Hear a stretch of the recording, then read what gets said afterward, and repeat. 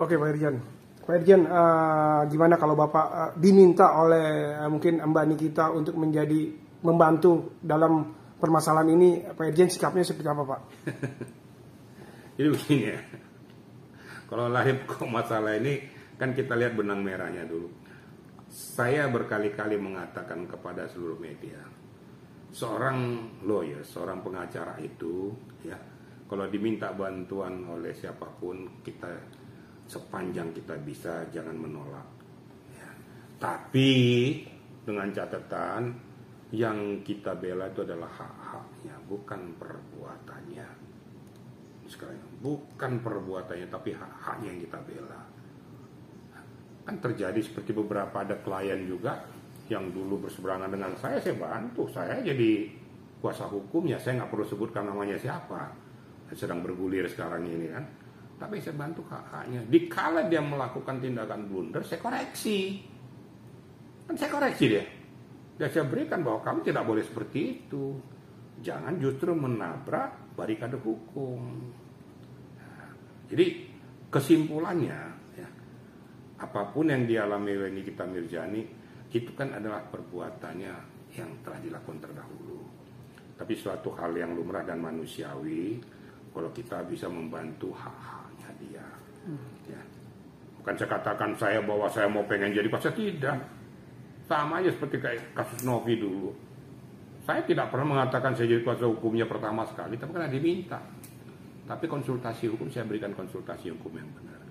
Tapi sepanjang itu masih perlu dibutuhkan penguatan, nggak ada salahnya. Ya, kita membantu orang. Bantu orang itu kan amal. Ya. Bukan kita harus, kau butuh bayaran, enggak. Ini saya tahu. Novi sampai sekarang saya tidak pernah minta bayaran kok. Biar tahu nih para media ini. Tapi saya ikhlas membantu dia pada saat itu. Sampai titik akhir saya mundurkan diri. Gitu loh. Kalau kira-kira menurut hemat saya sudah tidak equal lagi dalam kacamata pandang saya mundur.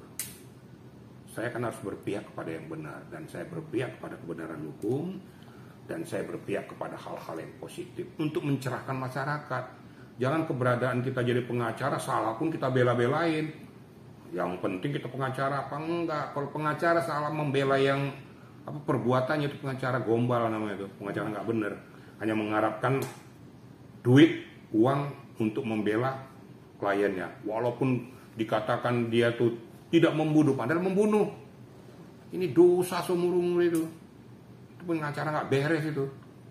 Bela hak-haknya saja. Kalau dia memang pembunuh, ya katakan memang dia pembunuh. Tapi cara membunuhnya bagaimana? Bisa saja dia karena terpaksa, overma. Nah, bisa saja karena tidak ada alternatif lain. Bisa saja karena situasi tidak memungkinkan lagi, terpaksa dilakukanlah perbuatan itu. Itu yang dibela. Tapi pembunuhannya nggak boleh, sudah menghilangkan nyawa orang. Karena ada tuh pengacara yang kayak gitu tuh. Salah pun gak salah dia berdasarkan ini. Akhirnya yang pasal-pasal gregetan pun dikeluarin semua. Yang penting kliennya dibela. Nah, maka saya katakan pengacara jangan membela yang bayar, tapi membela yang benar gitu loh. Kira-kira gitu ya. Pak Jenderal, satu lagi Pak Jenderal. Mungkinkah ada waktu dekat ini Pak Jenderal sebagai praktisi hukum akan menjenguk Nikita Mirzani, memberikan masukan-masukan bantuan hukum atau seperti apa Pak Jenderal? Coba nanti kita lihat lah ya. Saya juga banyak berkoordinasi dengan adik saya Tessa Mariska juga. Ya, apa-apa yang dialami orang yang terjepit jangan kita jepitkan. Kita tahu Nikita Mirzani sekarang dalam keadaan terjepit dengan situasionalnya. Posisi kita ini memberikan pencerahan. Ya. Bukan dia terjepit langsung kita benamkan. Kita juga tidak manusiawi.